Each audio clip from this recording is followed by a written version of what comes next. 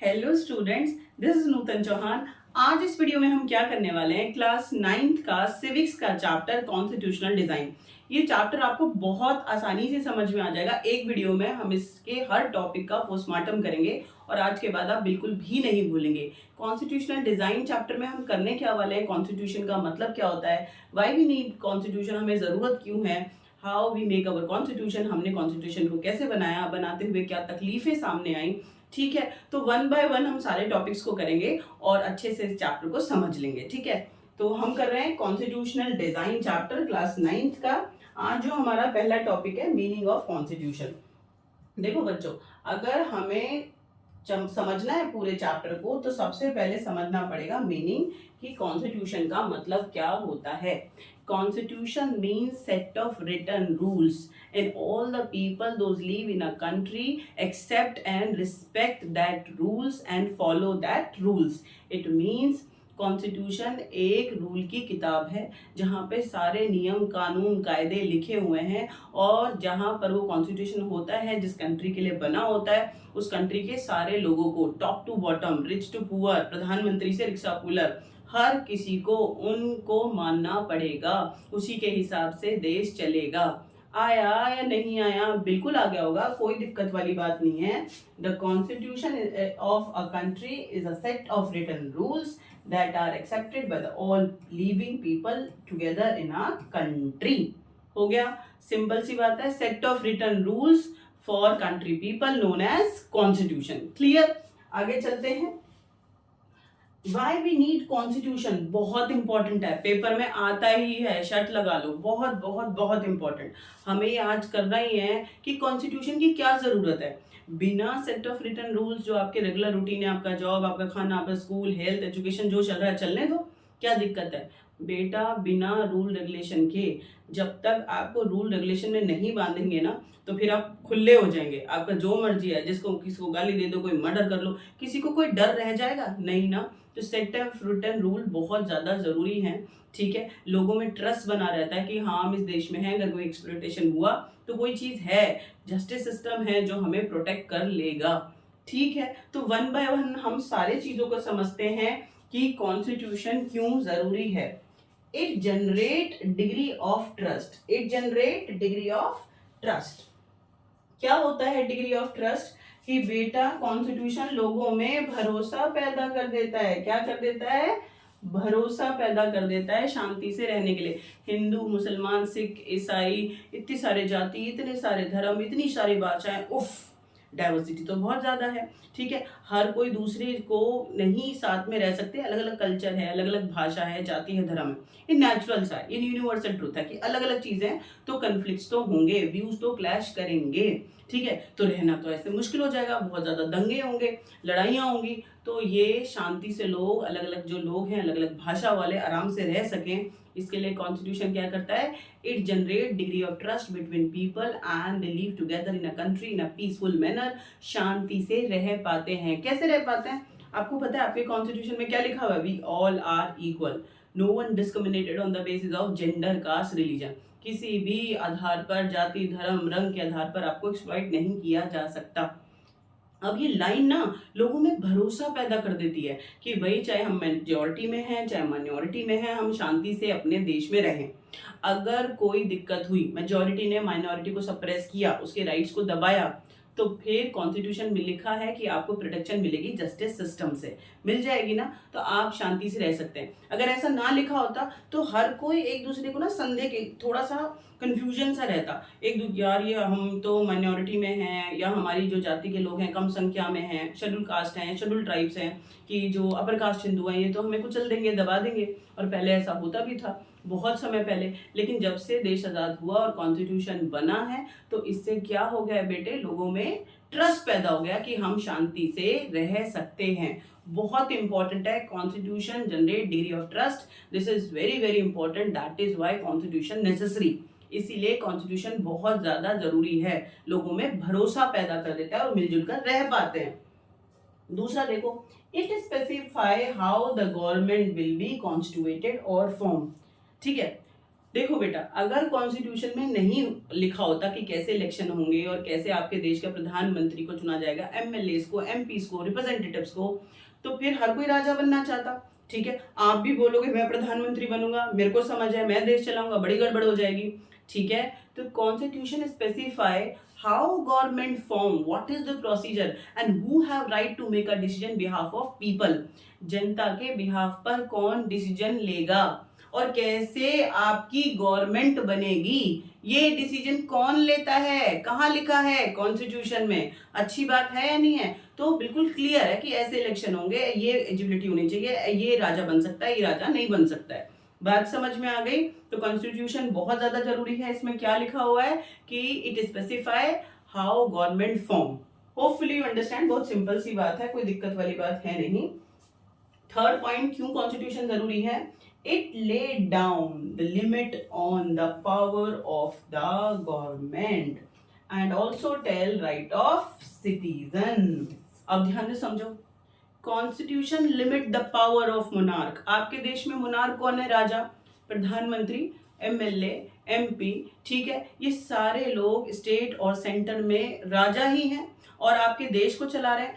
आपने इन्हें चुना था, ठीक है, लेकिन बेटे अगर इन्होंने, आपने चुन तो लिया और if they behave like dictator, जो चाहे करें, आपकी ना सुने तो बड़ी मुसीबत हो जाएगी। तो इनकी पावर को भी लिमिटेड करता है constitution. Constitution limit the power of government. ठीक है, government also work according to constitution. आया कि जो लिखा है उस हिसाब से, आप बियॉन्ड जाके आपकी मर्जी, अपनी मर्जी से कुछ नहीं कर सकते। आया या नहीं आया? बिल्कुल आ गया होगा कि constitution limit the power of monarch, और बहुत ज्यादा जरूरी है।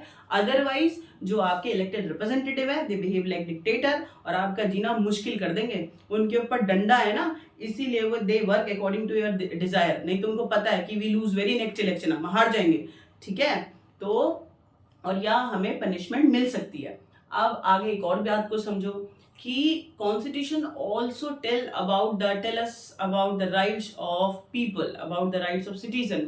आपको फंडामेंटल राइट्स मिले हैं, right to equality, right to freedom, right against exploitation, constitutional remedy, ये सारे आपके फंडामेंटल राइट्स हैं और हर किसी को मिलते हैं, top to bottom, those live in our society. अगर आपको डेवलपमेंट में कोई परेशानी हुई, आपको कोई एक्सप्लॉइट कर रहा है, आपको कोई सप्रेस कर रहा है, तो आप अपने फंडामेंटल राइट्स को यूज कर सकते हैं। ठीक है, तो कॉन्स्टिट्यूशन ने हर किसी को फंडामेंटल राइट दिए। क्यों? क्योंकि everyone use that fundamental right for their development, and if someone suppress other community people, their own community people, तब भी वो अपने आप को प्रोटेक्ट कर सकते हैं विद दीज फंडामेंटल राइट्स। आया या नहीं आया? बिल्कुल आ जाना चाहिए, बहुत जरूरी है। Constitution tell us the fundamental rights and rights of citizen, plus constitution limit the power of monarch. आप चिंता मत करो कि आपके जो रिप्रेजेंटेटिव हैं उनकी भी गर्दन को कौन पकड़ के रखता है? कॉन्स्टिट्यूशन। ठीक है, आगे चलते हैं। आपको इतनी बात समझ में आ गई होगी कि आपके देश में किसी को फ्री नहीं रखा जाता कि कोई अनलिमिटेड पावर यूज कर ले, गलत कर ले। जैसे ऑटोक्रेटिक मोनार्की सिस्टम में क्या होता है, डिक्टेटर्स में क्या होता है कि वो चुनी हुई सरकारें थोड़ी होती हैं। ठीक है, राजा का बेटा राजा या डिक्टेटर होते हैं, तानाशाह, तो वो जो चाहे करते हैं। ठीक है, उनके डिसीजन अच्छे भी हो सकते हैं और बुरे भी हो सकते हैं, भुगतना जनता को पड़ता है। लेकिन यहाँ पर जो राजा चुने हुए होते हैं डेमोक्रेसी में, कॉन्स्टिट्यूशन में, अगर उन्होंने नहीं नियम और कानून से आपके लिए काम किया तो उन्हें भी पनिशमेंट झेलनी पड़ेगी। आगे चलते हैं। Fourth, it expresses the aspirations of people. Constitution expresses the aspirations of people. Aspirations माने इच्छाएं, आपकी डिजायर। आपको पता है, ये सबसे अच्छी बात है बेटा कि कॉन्स्टिट्यूशन में अपनी मर्जी से कुछ नहीं लिखा हुआ है कि जो कि ऐसा होना चाहिए या वैसा होना चाहिए। कॉन्स्टिट्यूशन मेकर्स ने जो आपका कॉन्स्टिट्यूशन बनाया है ना, वो आपकी इच्छाओं के हिसाब से बनाया कि आप क्या चाहते हैं। ठीक है, आप इक्वल अपॉर्चुनिटी चाहते हैं, आप फ्रीडम चाहते हैं, ठीक है, और आप डेवलपमेंट चाहते हैं, आप बराबरी चाहते हैं, डिस्क्रिमिनेशन नहीं चाहते हैं, तो उसी हिसाब से आपका कॉन्स्टिट्यूशन लिखा हुआ है। That is why constitution necessary. बात समझ में आई कि constitution expresses desires and aspirations of people. तो होपफुली यू अंडरस्टैंड, आज के बाद आप नहीं भूलने वाले कि कॉन्स्टिट्यूशन क्यों जरूरी है। आप लोगों में ट्रस्ट पैदा कर देता है कि आराम से शांति से आप रह पाएं, आपको बता देता है कि गवर्नमेंट कैसे बनेगी, और गवर्नमेंट को लिमिटेड कर देता है उसकी पावर को कि वो अनलिमिटेड पावर नहीं यूज कर सकते, लोगों के क्या राइट्स हैं वो भी बता देता है। And constitution expresses desires of people. ठीक है, मुझे नहीं लगता कि आज के बाद आपको कोई तकलीफ होगी कि कॉन्स्टिट्यूशन क्यों जरूरी है, क्या इसकी इंपॉर्टेंस है। आगे चलते हैं। Making of the Indian constitution difficult task. Oops, 5 number का क्वेश्चन है, बहुत इंपॉर्टेंट है, 3 नंबर में भी आता है। जैसे आए वैसे हम उसको डेकोरेट कर देंगे, लेकिन फिलहाल बहुत जरूरी है कि कॉन्स्टिट्यूशन बनाना बहुत मुश्किल की बात था हमारे देश में। डाइवर्सिटी बहुत ज्यादा है। वन बाय वन मैं आपको बताती हूँ कि क्या क्या डिफिकल्टीज हमारे सामने थी when our constitution maker start making our constitution. जब उन्होंने हमारा कॉन्स्टिट्यूशन बनाना शुरू करा, हमारे लिए नियम और कानून बनाए, ठीक है, तो उनके सामने क्या तकलीफ आई। ठीक है, बहुत ज्यादा जरूरी क्वेश्चन है, आप इसको ध्यान से समझेंगे और आप कभी नहीं भूलेंगे। अगर आप चेन में सुनेंगे, समझेंगे, फोकस करेंगे, तो फिर आपको कोई रट्टा लगाने की जरूरत नहीं है और क्वेश्चन आएगा और आप आराम से लिख पाएंगे, कभी नहीं भूलेंगे। देखो जरा, large and diverse country sorry, क्या कह रही हूं मैं आपसे लार्ज एंड डाइवर्स कंट्री। आपको पता है आप ये country geographically, economically, socially, population wise बहुत ज्यादा डाइवर्स और बहुत ज्यादा बड़ी है। मानेंगे आप इस बात को। और देखो बेटा, जब कुछ लोग हों, एक जैसी जाति के लोग हों, एक जैसे धर्म के लोग हों, उन्हें संभालना आसान है, ठीक है, क्योंकि सारे एक जैसे धर्म के लोग हैं, एक जैसे राइट, उन्हें दे दो, कोई दिक्कत वाली बात नहीं है। ठीक है, जैसे सऊदी अरब है या कोई और कंट्री है तो, या फिर ब्रिटेन है, ठीक है, तो ज्यादातर, या फिर पाकिस्तान है, जैसे पाकिस्तान है, वहाँ एक ही धर्म के लोग हैं, माइनॉरिटीज हैं, बहुत कम है तो उन्हें दबाया जाता है, लेकिन मेजोरिटी में वहां पर इस्लाम है, तो सारे लोग एक ही जैसे कल्चर के ना, तो उनको राइट्स देना, उनको बांधना, वो ठीक है, उनके लिए आसान है। लेकिन हमारे देश में लैंग्वेज बहुत अलग अलग, भाषा, ठीक है, धर्म अलग अलग, जाति अलग अलग, कल्चर अलग अलग, minority, majority, upper caste, lower caste, बड़ा ड्रामा है।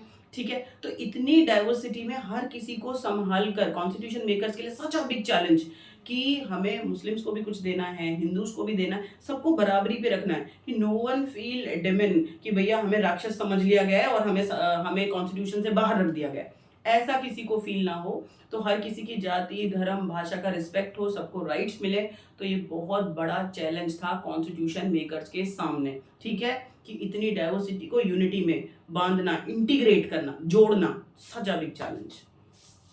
Partition of India in which million died. देखो ये तो बहुत ज्यादा इंपॉर्टेंट है। When our constitution makers made our constitution, that time period, आपको पता है ना 1950 में जाके बना, 2 साल और आपको 11 महीने 18 दिन कॉन्स्टिट्यूशन मेकर्स को लगे कॉन्स्टिट्यूशन बनाने में, बस दैट टाइम, बस तभी तभी, ठीक है। India divided into 2 parts, Pakistan और हिंदुस्तान, ठीक है, इंडिया और पाकिस्तान डिवाइड हुए थे। Both the border side 10 lakh people killed, आपको पता है रिलीजियस राइट्स हुए थे, दंगे, और पाकिस्तान और इंडिया के बॉर्डर पे 10 लाख बिना बात के, चाहे वो हिंदू थे या मुसलमान, वो मर गए, क्योंकि राइट्स हुए थे, दंगे हुए थे, कम्युनल राइट्स, हिंदू मुसलमान सिर्फ धर्म के नाम पे लोगों ने कर दिया। अब इतनी टफ सिचुएशन में, और आपको पता है कि सारे लोग तो मुसलमान पाकिस्तान चले नहीं गए, कुछ मुसलमान भारत में रह गए। अब उन्हें इनसिक्योरिटीज थी कि तो मेजोरिटी वाला हिंदू वाला कंट्री है तो हमें मार देगा, है ना। तो कॉन्स्टिट्यूशन मेकर्स के सामने चैलेंज था कि जो अभी अभी इतने दंगे हुए, ये दोनों धर्म एक दूसरे से बिल्कुल अलग हो गए हैं, इनको दोबारा यूनिटी में लाना, शांति से ये इस देश में रह पाए, इंटीग्रेट करना, such a big challenge for constitution makers. ठीक है, आपको समझ में आया होगा, कोई दिक्कत वाली बात नहीं है। Problem of merging the princely states of India. आपको पता है आज आपके देश के 28 राज्य हैं, 8 यूनियन टेरिटरी हैं, और अगर प्रिंसली स्टेट जो 550 से ज्यादा थी आजादी के टाइम पर, अगर उन्हें भारत में रिक्वेस्ट से सप्रेस और फोर्स के साथ नहीं मर्ज किया जाता, तो आपके देश के 550 और टुकड़े होते। कैन यू इमेजिन कि आपके देश के 550 से ज्यादा और टुकड़े हो जाते, तो कितने कितने छोटे छोटे रियासतों में और कितने सारे स्टेट्स में बंटने वाला था, तो संभालना मुश्किल हो जाता। When we got independent ना, तो Britishers declare कि we left your country and princely states, that is up to you. You want to merge in Pakistan, that is your choice. You want to include in India, that is up to your choice. And if you want to independent, ना पाकिस्तान जाना ना आपको India जाना, और आपको अलग होना है, बिल्कुल ही छोटी छोटी 550 कंट्रियां बन सकती, तो हो जाओ। आपको पता है कि देश का कितना नुकसान हो जाता है, वो स्टेट्स, वो पॉपुलेशन आपके देश से निकल जाते हैं, प्रिंसली स्टेट। तो such a big challenge for constitution makers to emerge this all princely state in our country. ठीक है, with huge strategies, with force, with the peace, अलग अलग तरीके से प्यार से समझा के फोर्स के इन सारी जो प्रिंसली स्टेट्स हैं उन्हें भारत में मर्ज किया गया था या नहीं था, बहुत बड़ा चैलेंज था। ठीक है, the future of the country did not look as secure as it does today. ठीक है, such a big challenge for constitution makers to provide health, education, food and basic needs for every people those live in India. बात को समझो, जब अंग्रेज भारत को छोड़ के गए ना, उन्होंने भारत को इकोनॉमिकली, सोशली हर तरीके से बर्बाद कर दिया था, एक्सप्लॉइट कर दिया था। तो कि लोगों के पास चाहे शहरों में रह रहे हैं, गांव में रह रहे हैं, कोई अपॉर्चुनिटी नहीं है, इंडस्ट्री बर्बाद, एग्रीकल्चर बर्बाद, सब कुछ बर्बाद था। तो ऐसी सिचुएशन में आज इतना आप सिक्योर फील करते हैं ना कि लड़कियां रात को 11 बजे भी आ रही हैं, मेट्रो भी चल रहा है और इतनी प्रोटेक्शन है, तो इतनी ज्यादा दिक्कत है नहीं। अभी भी मैं ये नहीं कह रही कॉम्प्लिकेशन नहीं है, बट पहले के मुकाबले बहुत फैसिलिटीज है ना। तो उस टाइम पे बेटा कोई फैसिलिटी नहीं थी, and such a big challenge for constitution maker कि they make a strategy and provide what facility, basic facility for people. आया या नहीं आया, बिल्कुल आ जाना चाहिए। ये चैलेंजेस हैं, डाइवर्सिटी थी, उन्हें यूनिटी में बांधना, हिंदू मुसलमान के झगड़े और पाकिस्तान जो इंडिया डिवाइड हुआ उसकी वजह से जो दोनों में सेपरेट हुए हैं, उन दोनों को दोबारा जोड़ना हिंदू मुसलमानों को, वो मुश्किल वाली बात थी। प्रिंसली स्टेट्स को भारत में मिलाना मुश्किल की बात थी, और अभी अभी देश आज़ाद हुआ था, इकोनॉमिकली बर्बाद था, अंग्रेज हमें लूट के गए थे, तो दोबारा से बेसिक फैसिलिटीज़ को स्टैब्लिश करना बहुत बड़ा चैलेंज था। बेटे आज एक बात सीख के जाओ कि ये एजुकेशन के हिसाब से तो आप इसे पेपर में लिख के ही आएंगे, बट जब भी मैं इस टॉपिक को पढ़ाती हूँ आई गेट इमोशनल कि आपको ये बात समझनी चाहिए कि आपको कितने लंबे संघर्ष के बाद, आज़ादी के बाद आज आपको ये माहौल मिला है कि आप पढ़ सकते हैं, आप अपनी मर्जी से कोई प्रोफेशन चुन सकते हैं, आप बोल सकते हैं, घूम सकते हैं, और आप इसकी इम्पोर्टेंस नहीं समझ रहे हैं। You waste your time. Please try and understand कि आज़ादी का मतलब बहुत ही बड़ा है। आपको आज़ादी मिली है, आपके पेरेंट्स, आपका एजुकेशन, आपको माहौल मिला हुआ है, तो आप इसको यूटिलाइज करो, वेस्ट मत करो। समझ में आया? आगे चलते हैं, क्या लिखा हुआ है तो आपको समझ में आया होगा कि क्या डिफिकल्टीज हुई हैं। आगे चलते हैं। Factors which influence the Indian constitution. देखो बच्चों, हमारा कॉन्स्टिट्यूशन बना 2 साल 11 महीने 18 दिन के अंदर बना तो बना, कोई दिक्कत वाली बात नहीं है। बट क्योंकि अंग्रेज चले गए और उसके बाद हमने अपना कॉन्स्टिट्यूशन बनाया, तो we are new in this field कि कैसे बनाना है क्या। तो वो जो 2 साल 11 महीने 18 दिन है वो तो हमने लगाए हैं। Plus what are the factors contribute to make our constitution, वो कौन कौन से फैक्टर्स हैं जिसकी मदद से हमारा कॉन्स्टिट्यूशन बना है। ठीक है, और बिटवीन आज़ादी के टाइम पे जब सिविल डिसोबीडियंस चल रहा है, क्विट इंडियन मूवमेंट चल रहा है, अभी देश आज़ाद नहीं हुआ, लेकिन हमारे जो नेता थे उन्हें विश्वास था कि हमें आज़ादी मिलेगी, तो उन्होंने पहले से ही डिसीजन लेना शुरू कर दिया था कि जब देश आज़ाद होगा तो कॉन्स्टिट्यूशन कैसे बनेगा और उसमें हम क्या लिखेंगे, क्या राइट्स लोगों को देंगे। समझ में आया? तो हैव अ लुक, बहुत ज़्यादा इंपॉर्टेंट है यहाँ पर क्या कि कौन से फैक्टर्स हैं जिससे हमारा कॉन्स्टिट्यूशन इंस्पायर हुआ है। पहला देखो, drafting a constitution by the Motilal Nehru and 8 other leader 1928, 1928 में आपके देश का पहला कॉन्स्टिट्यूशन बनाकर तैयार कर दिया Motilal Nehru and 8 other leaders. ऐसा तो नहीं है कि बाद में जब बना तो उसको बिल्कुल यूज नहीं करा, उसको पढ़ा, उसको समझा गया कि वो लोग क्या चाहते हैं, पूरा अच्छे से उसको देखा गया, समझ में आया। तो first time your constitution draft by Motilal Nehru and 8 other leaders in 1928, बहुत ज्यादा इंपॉर्टेंट है, पहली बार। ठीक है, ये पेपर में आता है, बहुत ज्यादा इंपॉर्टेंट है, अलग से पूछ लेते हैं। Resolution of the Karachi Congress session in 1937। आपको पता है कि कांग्रेस हर साल मीटिंग लेती थी कराची में, लाहौर में, कलकत्ता में, मद्रास में, दिल्ली में, ठीक है, वेस्ट बंगाल में, तो अलग अलग जगह मीटिंग लेते थे और डिसाइड करते थे कि देश में आज़ादी कैसे लाएं, अंग्रेजों के खिलाफ कैसे लड़ें, इलेक्शन में पार्टिसिपेट करें ना करें। तो कराची सेशन में उन्होंने एक रेजोल्यूशन पास करा 1937 में, कांग्रेस ने, Karachi, now this place in Pakistan. तो 1937 में कांग्रेस ने कराची सेशन में एक रेजोल्यूशन पास करा कि जब कॉन्स्टिट्यूशन बनेगा हम आज़ाद होंगे होंगे। तो क्या होगा, उन्होंने कॉमन कुछ चीज़ें लिखी कि लोगों को इक्वालिटी राइट ज़रूर देंगे, फ्रीडम ज़रूर देंगे, और जो लोअर कास्ट है उसको भी क्या करेंगे, प्रोटेक्ट करेंगे। तो ये सारे चीज़ें पहले ही डिसाइड हो गई थी। आप ये सोचो कि इतना सब कुछ तो बहुत पहले ही सोच लिया गया था। तो Karachi session where Congress in 1937 passed a resolution about constitution when we independent. So what are the basic right we provide to our people like universal adult franchise, equality right to people. आया या नहीं आया, आ गया होगा, कोई बड़ी बात नहीं है, ठीक है। प्रोविजनल इलेक्शन इन 1937, हमारे देश में आज़ादी के बाद जो पहली बार इलेक्शन हुए वो 1951 और 52 के बीच में जाके हुए, 52 में वो कंप्लीट हुए, और सुकुमार सेन उस टाइम पर इलेक्शन कमीशन के हेड थे। वो चलो अलग बात है, लेकिन आज़ादी से पहले भी अंग्रेज इलेक्शन कराते थे। प्रोविंशियल इलेक्शंस ऑफ 1937 की अलग अलग टेरिटरीज में, क्षेत्रों में, राज्यों में जो इलेक्शन होते थे अंग्रेजों ने कराए, हमने उससे भी सीखा। 1937 में इलेक्शन हुए जो अंग्रेजों ने कराए, उससे हमने सीखा कि इलेक्शन कैसे हो रहे हैं, क्या है, और वो हमने कॉन्स्टिट्यूशन में ऐड ऑन करा, ठीक है, मॉडिफाई करके। ऐसा नहीं है जैसा वो करते थे वैसा कर लिया। चलो, गवर्नमेंट ऑफ इंडियन एक्ट 1935, अच्छा ये बहुत ज्यादा इंपॉर्टेंट है। Government of Indian act 1935, it is about election procedure, ठीक है, in India, and this act pass by Britishers इन 1935। इसको ध्यान से समझो, गवर्नमेंट ऑफ इंडियन एक्ट 1935, ठीक है, इसको हमने मॉडिफाई करके इसके ज्यादातर, ठीक है, पॉइंट्स को अपने कॉन्स्टिट्यूशन में ऐड ऑन किया हुआ है। अंग्रेज चले गए, उन्होंने हमें एक्सप्लॉइट करा, वर्कर, पीजेंट, ठीक है, लेकिन जहां जिसकी अच्छी बात होती है वो ले लेनी चाहिए ना। मूर्खों को भी सुनना चाहिए और समझदार को भी सुनना चाहिए। मूर्खों को सुनने से क्या फायदा होता है कि ये नहीं करना, और समझदार को सुनने से क्या फायदा होता है कि अच्छा ये करना है। तो अंग्रेज हर तरीके से तो मूर्ख नहीं होंगे, है ना, तो उन्होंने एक्सप्लॉइट करा, हमने संघर्ष करा, उन्हें देश से बाहर फेंक दिया।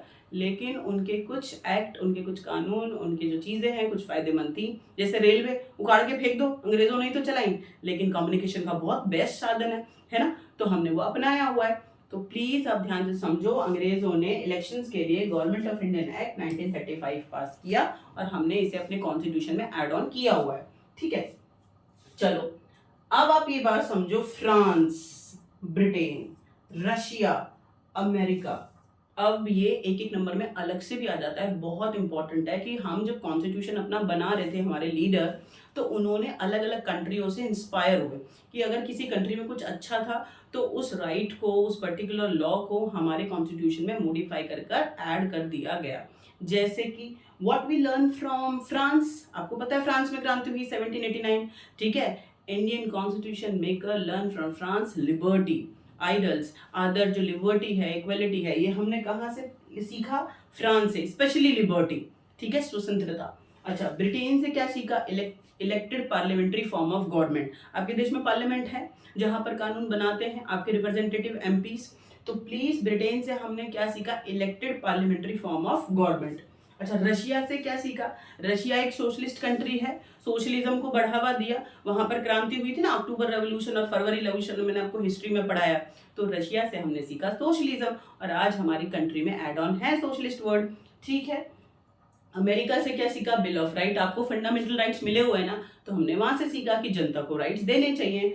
तो फ्रांस से हमने लिबर्टी, और ब्रिटेन से elected parliamentary form of government. Russia से क्या सीखा हमने, सोशलिज्म, और अमेरिका से बिल ऑफ राइट। तो हम अलग अलग कंट्री से इंस्पायर हुए हैं। तो दीज आर आवर थिंग कि अलग अलग चीजों से इंस्पायर हुए हैं, और ये सारे फैक्टर्स ने हमें हेल्प किया है हमारा कॉन्स्टिट्यूशन बनाने में।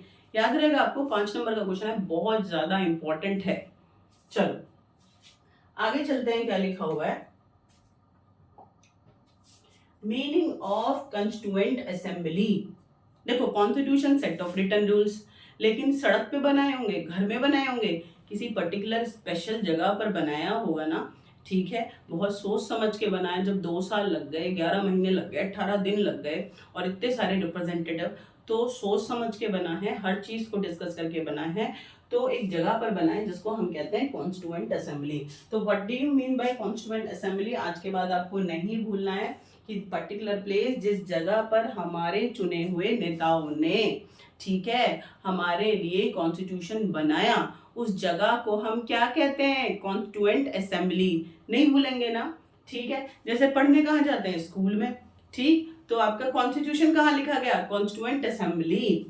The drafting of document called the Constitution was done by an assembly elected representative called the Constituent Assembly. Hopefully you understand. आपको कोई दिक्कत नहीं होनी चाहिए अगर ये definition में आ जाए कि Constituent Assembly, this is the assembly where all elected representative in our country sit together and make a constitution for us. एक ऐसी जगह जहाँ पर हमारे नेताओं ने हमारे लिए संविधान बनाया, उसको हम स्कूल कहते हैं, कॉलेज कहते हैं, क्या कहते हैं? जल्दी बताओ। हम उसको कहते हैं कॉन्स्टिट्यूएंट असेंबली। ठीक है, आगे चलते हैं, क्या लिखा हुआ है? कॉन्स्टिट्यूएंट असेंबली के को कैसे बनाया गया है, ठीक है, वो यहाँ पर कुछ पॉइंट हैं, मैं आपको वन बाय वन डिस्कस कर लेती हूँ और आप कभी नहीं भूलेंगे। ये एक एक नंबर में ना अलग से आ जाता है, बहुत इंपॉर्टेंट इंफॉर्मेशन है कि constituent elections to the constituent assembly were held in July 1946। Election constituent assembly were held in July 1946। देश आजाद हुआ था तब तक, लिखा हुआ है 1946। भाई एक बात बताओ, जब आपके देश का कानून बनना लगा उस टाइम पर लगभग 17 करोड़ आबादी थी। अब सब लड़ पड़ते हम बनाएंगे कानून, हम अपने देश का कानून बनाएंगे, तो फिर ऐसे नहीं होता ना। तो पहले इलेक्शन हुए बेटे, यूनिवर्सल एडल्ट फ्रेंचाइजी से नहीं चुने गए वह नेता, लेकिन जो प्रोविजनल लेजिस्लेचर में थे अंग्रेजों के टाइम पर नेता, उन्होंने आपस में इलेक्शन करा और उस ठीक है। और पहली बार इलेक्शन कब हुआ कॉन्स्टिट्यूएंट असेंबली के लिए? ये डिसाइड करने के लिए कि कॉन्स्टिट्यूशन कौन बनाएगा। तो बेटा जुलाई 1946 आपको याद रखना है, आप कभी नहीं भूलेंगे। ठीक है, कॉन्स्टिट्यूएंट असेंबली के मेंबर्स को चुनने के लिए जिन्होंने आपका कॉन्स्टिट्यूशन बना। एक इम्पॉर्टेंट इंफॉर्मेशन, अगर आपको 9th और 10th क्लास के सोशल साइंस के नोट्स चाहिए या आपको 11th और 12th क्लास के हिस्ट्री ऑफ पॉलिटिकल साइंस के नोट्स चाहिए, तो फिर आप मेरे नॉलेज हब ऐप को ज्वाइन कर सकते हैं या आप मेरे टेलीग्राम लिंक को ज्वाइन कर सकते हैं। दोनों आपको डिस्क्रिप्शन बॉक्स में मिल जाएगा लिंक। आप यहाँ से इजी लैंग्वेज में बहुत अच्छे से एक्सप्लेनेशन है नोट्स में, आप पढ़ सकते हैं। तो आपकी जो स्टडी का जो पूरा रास्ता है वो बहुत आसान होने वाला है। आप वीडियोस को देखते रहो, नोट्स को पढ़ते रहो और खुश रहो, और आपका एग्जाम अपने आप बहुत अच्छा होने वाला है। ठीक है, बनाया उनके लिए पहली बार इलेक्शन कब हुआ? जुलाई 1946। It first meeting was held in December 1946। जुलाई में इलेक्शन हुए, इलेक्शन के बाद कुछ लोग चुने गए जो हमारे देश का कॉन्स्टिट्यूशन बनाने वाले थे, उन्होंने पहली बार मीटिंग ली दिसंबर 1946। अभी पेपर में एक एक नंबर में आता है कि इलेक्शन कब हुए? जुलाई 1946 में, और कॉन्स्टिट्यूएंट असेंबली की पहली मीटिंग कब हुई? दिसंबर 1946। आगे आऊंगा आपको समझ में। Had 299 member. अच्छा, ये एक नंबर में याद करो और आपको नहीं भूलना। आपको पता है आपके कॉन्स्टिट्यूएंट असेंबली में जो इलेक्शन हुए कि कौन आपका नेता बनेगा, कौन आपके जो कॉन्स्टिट्यूशन को बनाएंगे, वो लोग ज्यादा थे, ये इतने मेंबर नहीं थे। लेकिन आपको पता है कि इलेक्शन कब हुए थे? 46 में। देश कब आजाद हुआ? 1946 में, 47 में। अब उसकी वजह से क्या हुआ? तब पाकिस्तान और इंडिया बढ़ गया। तो आपके जो कॉन्स्टिट्यूएंट असेंबली के मेंबर हैं, कुछ लोग कहाँ चले गए? पाकिस्तान चले गए। ठीक है, तो नंबर रह गया कम। तो अब जो मेंबर रह गए जिन्होंने एक्चुअल कॉन्स्टिट्यूशन को लिखा, वो है 299। बात समझ में आ गई आपको? ज्यादा मेंबर थे, लेकिन जब पाकिस्तान बटा तो कुछ वहां चले गए, तो बचे हुए मेंबर रह गए 299 जिन्होंने हमारे देश का संविधान लिखा। कोई दिक्कत वाली बात नहीं है। अडॉप्टेड कॉन्स्टिट्यूशन ऑन 26 नवंबर 1949। ठीक है बेटा, आपकी मम्मा खाना बना दे, बनाना और खाना अलग अलग बात है। उन्होंने बनाया 6 बजे, आपकी बनाया आपने खाया 10 बजे, तो बनाने का टाइम अलग और खाने का टाइम अलग ना। तो सेम एज इट इज आपका कॉन्स्टिट्यूशन बनकर कब तैयार हो गया?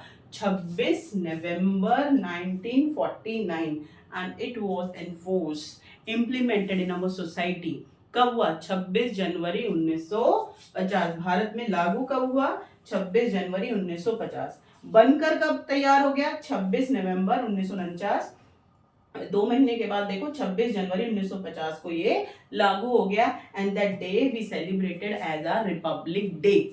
भूलेंगे आप इस बात को, आप हमेशा रिपब्लिक डे हर साल सेलिब्रेट भी कर रहे हैं, तो आपको ये डेट्स नहीं भूलनी चाहिए। तो this is the short summary about constituent assembly, जिसने हमारे देश के संविधान को लिखा, कब इलेक्शन हुए, कितने मेंबर थे, कब कॉन्स्टिट्यूशन बना, लागू कब हुआ, ठीक है। Why should we accept the constitution this assembly more than 6 decades? 77 साल की आज़ादी आपको हो चुका है लिए हुए, ठीक है। आपकी बुक में पहले 5 डेकेड्स लिखा हुआ था, अब 6 डेकेड लिखा हुआ है, आगे और इसको अपडेट कर देंगे। यहाँ पर फिलहाल समझो 60 साल से ज़्यादा, या फिर प्रैक्टिकल देख लें तो 77 साल से ज़्यादा आपको अभी आज़ादी को लिए हुए हो गया है। But till we respect our constitution, हम नहीं, कोई आज तक आपने न्यूज़पेपर में, मीडिया में कहीं सुना है कि लोग आवाज़ उठाते हैं, नारे लगा रहे हैं, आंदोलन कर रहे हैं, सड़कों पर उतर के कॉन्स्टिट्यूशन ही बदल दो, इस किताब की जगह हमें दूसरे कानून चाहिए, ऐसा कहीं लिखा है? आपको पता है बहुत सारी कंट्रीज में 10, 20 और 30 साल के बाद लोग आवाज उठाते हैं कि now these rule regulation old, पुराना है, अब हमें ये पूरा चेंज करना है, और होता भी है। लेकिन ये प्राउडी मूवमेंट है कि ऐसा क्या क्वालिटी है हमारे कॉन्स्टिट्यूशन के अंदर कि इतने साल गुजर जाने के बाद भी लोग रिस्पेक्ट करते हैं, फॉलो करते हैं और चेंज करने की डिमांड नहीं करते। देखें क्या क्या है। 5 नंबर का क्वेश्चन है, बहुत इंपॉर्टेंट है और आपको ये आज याद कर लेना चाहिए कि why we respect our constitution after 6 decade. 60 साल के बाद भी आप अपने कॉन्स्टिट्यूशन को क्यों रिस्पेक्ट करते हैं? लिखा ही इतने सुंदर तरीके से गया है तो करेंगे। It expresses a broad concessions of its time. आपको पता है 299 मेंबर थे जिन्होंने कॉन्स्टिट्यूशन को बनाया, सिर्फ क्या उन्हीं की चली, जो उनका मनाया था बस उन्होंने कि भाई मेरी इच्छा है ना भारत ऐसा दिखना चाहिए, मेरी इच्छा है भारत को में ये राइट्स होने चाहिए, ये नहीं होना चाहिए, तो जो उनकी मर्जी थी वो उन्होंने कर दिया? नहीं। It include broad concession of that time period. विचारों क्या, जितने भी लोग उस टाइम पे थे ना, पॉपुलेशन, लोग क्या चाहते थे, उन सब के विचारों को इसमें रखा गया है, चाहे मेजॉरिटी में है चाहे माइनॉरिटी में। और जब हर लोगों के लिए, अपर कास्ट के लिए, लोअर कास्ट के लिए, सबके लिए कुछ ना कुछ इसमें है, तो क्यों इसको नेग्लेक्ट करेगा? अगर सिर्फ हिंदुओं के लिए बनाया जाता तो खराब, अगर सिर्फ मुसलमानों के लिए बनाया जाता तो खराब, लेकिन broad concession of its time, उस समय में हर लोग क्या चाहते हैं, सबके विचारों को कॉन्स्टिट्यूशन एक्सप्रेस करता है। That's why we respect what? Constitution. आगे चलते हैं। नो लार्ज सोशल ग्रुप, ध्यान से समझना, no large social group, Hindu मुसलमान, ठीक है, या सिख, ईसाई, या औरतें, या worker class, peasantry, political party has ever questioned the legitimacy of the constitution itself।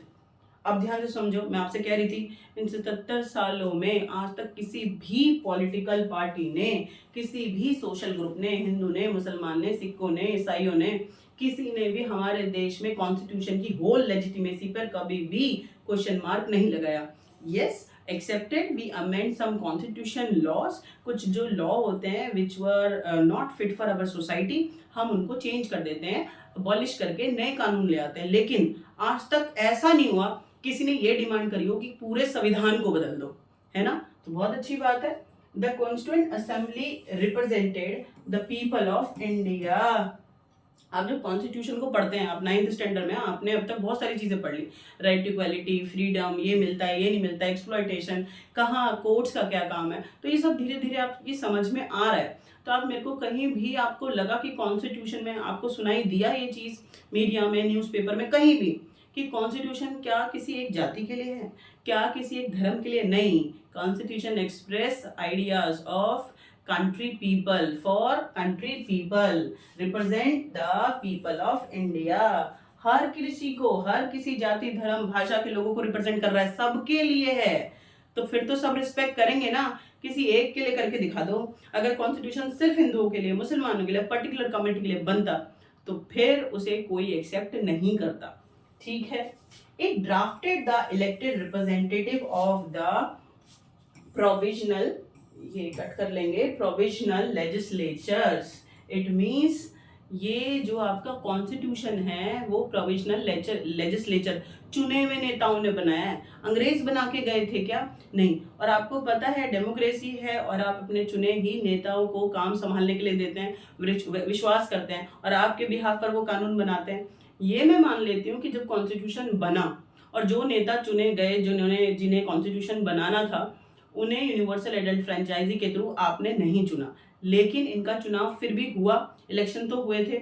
अगर ये बात साफ आपकी किताब में लिखी हुई है कि अगर यूनिवर्सल एडल्ट फ्रेंचाइजी के थ्रू भी ना इलेक्शन करा लेते और जनता चुनती कि कौन कॉन्स्टिट्यूशन बनाएगा, तब भी ये 299 मेंबर यही चुने जाते। क्यों? क्योंकि ये हर जाति धर्म से आए थे, कर्नाटका, मद्रास, हर क्षेत्र से आए थे। किसी ऐसा नहीं कि सारे दिल्ली के लोगों ने कॉन्स्टिट्यूशन बना दिया या सारे मद्रास के लोगों ने कॉन्स्टिट्यूशन बना दिया। आया या नहीं आया, बिल्कुल आ जाना चाहिए। वेरी वेरी सिंपल कि जो कॉन्स्टिट्यूशन ड्राफ्ट जिन लोगों ने करा है वो चुनकर आए हैं, ऐसा नहीं है कि किसी ने भी बना दिया। Assembly represented member of the from different language group, caste, classes, religion and occupation। की कॉन्स्टिट्यूशन में हर किसी को इंक्लूड किया गया है, हर किसी के व्यूज को, हर किसी के इच्छाओं को एक्सप्रेस किया गया है। आप किसी भी जाति, धर्म, भाषा के हैं, आप कोई भी ऑक्यूपेशन, आप टीचर, डॉक्टर, इंजीनियर है, उस टाइम के हर लोगों की सोच समझ इच्छाओं को रखा गया और उस हिसाब से आपका कॉन्स्टिट्यूशन बना है। तो फिर किसी को क्यों तकलीफ होगी? पर्टिकुलर कोई कॉन्स्टिट्यूशन की लॉ है जो अभी मॉडर्नाइजेशन के थ्रू फिट नहीं हो रहा सोसाइटी में, उसको बेटा आवाज उठा के कोर्ट्स के थ्रू, पार्लियामेंट के थ्रू अमेंड कराया जा सकता है, अबॉलिश कराया जा सकता है, उसकी जगह नया कानून लाया जा सकता है। लेकिन it's a प्राउडी movement for us, और ये हमें अप्रिशिएट करना चाहिए कि जिन्होंने हमारे कॉन्स्टिट्यूशन को बनाया उतने इतना सुंदर, इतना अद्भुत बनाया कि उसकी रिस्पेक्ट होती है, उसको फॉलो करते हैं और कोई उसके खिलाफ आवाज नहीं उठाता। ठीक है। अब यार दो चार तो ये प्रॉब्लम क्रिएट करने वाले लोग होते हैं कि उन्हें तो हर चीज में परेशानी होती है, तो हम रेयर केस की बात नहीं कर रहे हैं, most of the people. Now let's talk about meaning of preamble. हम बहुत करीब आ गए हैं चैप्टर को खत्म करने में। प्रियम्बल का मतलब क्या होता है? Preamble, see our constitution begin with some guideline value and our constitution build on these guideline values, this is we known as preamble. आपको पता है आपका कॉन्स्टिट्यूशन बना हुआ है, उसका जो फर्स्ट पेज है ना, इट्स वेरी वेरी इंपॉर्टेंट। उसके ऊपर सारे बेसिक वर्ड्स लिखे हुए हैं कि सोशलिज्म और सेक्युलर और इक्वालिटी और फ्रेटर्निटी, ठीक है, कि ये फैक्टर है, इसी के आधार पर पूरा कॉन्स्टिट्यूशन बना हुआ है कि ये सब होना चाहिए। These are some guidelines value which is written in the beginning of constitution and these guideline value of constitution we known as preamble। आपको preamble का मतलब समझ में आया? आप अपनी एनसीईआरटी की बुक उठा के देखना, मेरे को बहुत अच्छा लगता है कि हर एनसीईआरटी की बुक में शुरू के पेजों में ना प्रियम्बल लिखा हुआ है, जो आपके कॉन्स्टिट्यूशन का जो फर्स्ट पेज है उसको प्रिंट कराया जाता है। बट थोड़ा सा अनफॉर्चुनेट थिंग है, ना तो बच्चे अवेयर होते ना टीचर अवेयर होते, आते हैं और सीधा स्टार्ट क्लास में टॉपिक कर देते हैं। आप उसको देखना क्यों कराया गया है, आपको अवेयर कर रहे हैं कि आपके देश में ये मूलभूत चीजें हैं, बेसिक चीजें, और इस आधार पर हम चल रहे हैं। तो इट्स वेरी वेरी गुड। तो आप कभी देखना, आपको बहुत अच्छा लगेगा, चेक करना आप अपनी बुक को। ठीक है, तो प्रियम्बल आपको समझ में आएगा। Beginning guideline value of our constitution we known as preamble. The constitution begin, एक बार मैं आपको ऐसे समझा देती हूँ, राइटिंग्स में भी काफी बच्चों को हो जाता है कि बोलने से नहीं हुआ। The constitution begins with a short statements of the basic value, these called preamble the constitution. यहाँ पे आपको दिख रहा है कॉन्स्टिट्यूशन प्रियम्बल, ये फर्स्ट पेज है कॉन्स्टिट्यूशन का, जिसमें आपको justice, liberty, equality, fraternity, secular, ठीक है, रिपब्लिक, सोशलिस्ट, ये सारे वर्ड देखने के लिए मिल जाएंगे। भूलेंगे आज आपके बाद क्या होता है preamble? Beginning short guideline values, छोटी छोटी स्टेटमेंट्स होते हैं, वर्ड्स होते हैं, शुरू में लिखे हुए हैं, and whole constitution build behalf of this guideline values, this guideline values be known as preamble. चलो आगे चलते, feature of Indian constitution preamble. क्या है प्रियम्बल? मीनिंग तो समझ में आ गया कि भाई शुरू में जो गाइडलाइन वैल्यूज हैं वो हमने लिख दिया और उसी के आधार पर पूरे कॉन्स्टिट्यूशन को बनाया। क्या जरूरत है इसकी? जब लिख ही रहे, हर कानून है कि इक्वालिटी ऐसे होगा, मिलेगा, फ्रीडम ऐसे मिलेगा, एजुकेशन ऐसे, और जो है इलेक्शन ऐसे होंगे, तो पहले पेज की क्या जरूरत है? वेस्ट कर दिया ना? नहीं, बिल्कुल वेस्ट नहीं करा, बहुत ज्यादा जरूरी है, जरा ध्यान से सुनना। जब आपको चैप्टर पढ़ाते हैं पहले कंटेंट को इंट्रोड्यूस करते हैं ना कि क्या क्या पढ़ाने वाले हैं, बात समझ में आई? तो इसी तरीके से कि कॉन्स्टिट्यूशन का ये फर्स्ट पेज बहुत जरूरी है कि क्या होने वाला है, किस आधार पर है। थोड़ी जो मनाया वो कानून बना दिया, नहीं, वो फिक्स चीजें होती हैं। देखो जरा, the preamble of constitution is read like a poem on democracy. अच्छा, मैंने बच्चों के पेपर चेक करती हूँ तो काफी सारे बच्चे लिख देते हैं preamble read like a poem. Read like a poem on what? Romanticism के ऊपर, ठीक है, आपके रोमांटिक फिल्म के ऊपर या कॉमेडी के ऊपर? नहीं, preamble read like a poem on democracy, ठीक है। कॉन्स्टिट्यूशन का जो आपका प्रियम्बल है, it's read like a poem of democracy. जब आप इस पेज को पढ़ेंगे ना तो आपको समझ में आ जाएगा, अरे ये सारे गाइडलाइन वैल्यू तो डेमोक्रेसी के हैं। यानी क्यों लिखा गया है फर्स्ट पेज कि जब आपका कॉन्स्टिट्यूशन बने तो डेमोक्रेसी के आधार पर ही बने।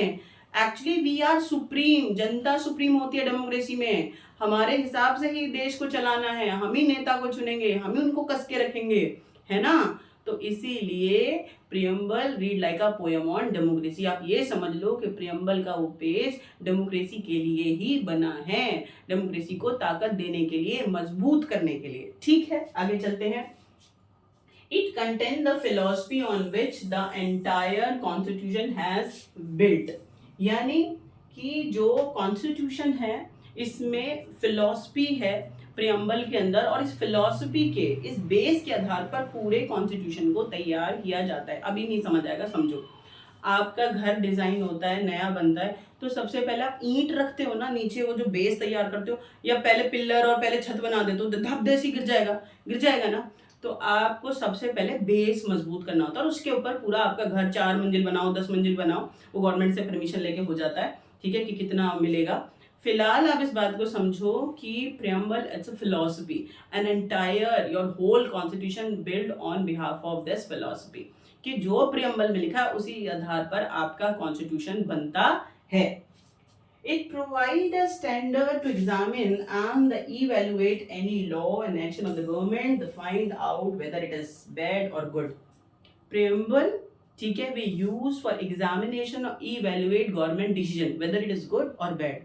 Preamble एक एग्जामिनर की तरफ भी काम करता है कि भाई कानून बनाया, सुनो, पार्लियामेंट में बैठ के अभी रिसेंटली एक कानून बने कि कल से लड़कियों को ना स्कूल नहीं जाने देंगे, ठीक है। अब गवर्नमेंट तो कानून बनाती है, अब प्रियम्बल चेक कर देगा, उसको एग्जामिनेशन कर देगा कि क्या ये सही कानून बना है, गलत बना है, गलत है या सही है, तुरंत पता चल जाएगा। वहां तो लिखा हुआ इक्वालिटी, तो कहाँ इक्वालिटी रही? लड़कियों को स्कूल से निकाल दिया, बॉयज बॉयज पढ़ेंगे, तो इक्वालिटी खत्म। तो प्रियम्बल ने स्ट्राइक कर दिया कि कानून गलत है, इसके खिलाफ आवाज उठाई जा सकती है। तो प्रियम्बल, ठीक है, as a examiner evaluate government decision whether it is good or bad for country people. Check भी कर सकते हैं हम कानून को कि गलत बना या सही। It is the soul of the Indian constitution. अच्छा बताओ, ये सेंटेंस किसने लिखा है? It is the soul of Indian constitution, 1 number में आता है, डॉक्टर भीमराव अंबेडकर, B.R. अंबेडकर ने लिखा कि प्रियम्बल कॉन्स्टिट्यूशन की आत्मा है। और आपको पता है अगर आत्मा को बॉडी से निकाल दिया जाए तो आपके जो सेंस ऑर्गन है वो फेल हो जाएंगे, आप मर जाएंगे, है ना। तो इसी तरीके से प्रियम्बल के आधार पर पूरा कॉन्स्टिट्यूशन बना है। अगर प्रियम्बल को हटा दिया जाए तो कॉन्स्टिट्यूशन खत्म, उसमें कुछ भी नहीं है। फिर समझ में आया? तो these all are feature and importance of preamble of our constitution. आज के बाद आप नहीं भूलेंगे, ठीक है। Last topic for this chapter, और ये खत्म हो जाएगा। था ना easy chapter, guideline values of Indian constitution. ये सब प्रियम्बल में वर्ड लिखे हुए हैं और बहुत ज्यादा इंपॉर्टेंट हैं। ध्यान से सारे बच्चे सुनेंगे, मैं एक एक कर आपको इसको डिस्क्राइब करती हूँ। बहुत इंपॉर्टेंट है, और ये सब प्रियम्बल में। Sovereignty, socialist, secular, democratic, Republic, justice, liberty, equality and fertility. अभी एक एक करके बताती हूँ। सब प्रियम्बल में लिखे हुए हैं और इसी के आधार पर हमारा कॉन्स्टिट्यूशन बना है। ये आपसे पूछ लिया जाता है अलग अलग। सोवर्निटी का मतलब क्या होता है कि people make a decision on internal and external matter, ठीक है। अब कहोगे हम कहाँ लेते हैं? अरे पार्लियामेंट में आप ही लेते हो भैया, आप ही डिसीजन लेते हो, ठीक है। योर रिप्रेजेंटेटिव यू ना चूज, आप ही ने तो चुना था। दे make a decision behalf of you, आपके बिहाफ पर लेते हैं, आपकी इच्छा के हिसाब से। तो हुआ ना, आप ही ने तो डिसीजन लिया, ठीक है। तो सोवर्निटी का मतलब होता है लोगों की प्रभुसत्ता, कि इंटरनल एक्सटर्नल कोई भी मैटर हो लोग ही डिसीजन लेंगे। सोशलिस्ट का मतलब होता है all the wealth of our country socially distributed, equally distributed between people, ठीक है। तो सोशलिज्म का मतलब होता है कि आपके देश में जितने रिसोर्स हैं, वेल्थ है, वो लोगों में इक्वली डिस्ट्रीब्यूट होंगे।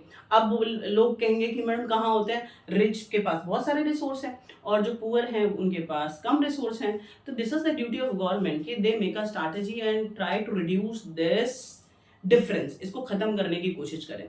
तो क्योंकि सोशलिज्म आपके कॉन्स्टिट्यूशन में है ये, और ये गवर्नमेंट को और आपको इंस्पायर करता है कि ये जो डिफरेंस है ये गरीब का अमीर का, ये खत्म हो इकोनॉमिकली, सोशली।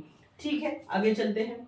सेक्युलर बहुत इंपॉर्टेंट है कि ब्रिटेन में सिर्फ क्रिश्चियनिटी प्रमोट होती है, पाकिस्तान में सिर्फ इस्लाम प्रमोट होता है, but I feel so proud I live in India. यहाँ पर तो सेकुलर है, हम सेकुलर स्टेट में रहते हैं। What do you mean by secularism? It means state has no official religion. राज्य का, देश का अपना कोई धर्म ही नहीं होता। All religion equal in front of state and every people in our country has right to practice, propagate any religion, campaign any religion। आप किसी धर्म को अपना सकते हैं, ठीक है, उसका प्रचार कर सकते हैं, कोई दिक्कत वाली बात नहीं है।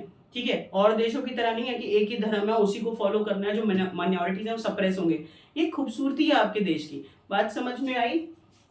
तो सेकुलर वर्ड भी कॉन्स्टिट्यूशन में है, प्रियम्बल में, सोशलिस्ट भी और सोवर्निटी भी, तीनों आपको समझ आ गए होंगे। डेमोक्रेसी तो हम आपको बचपन से सिखा रहे हैं कि we are democrat, we live in a democratic country, means government elected by people, the particular country where government और रिप्रेजेंटेटिव इलेक्टेड बाय पीपल।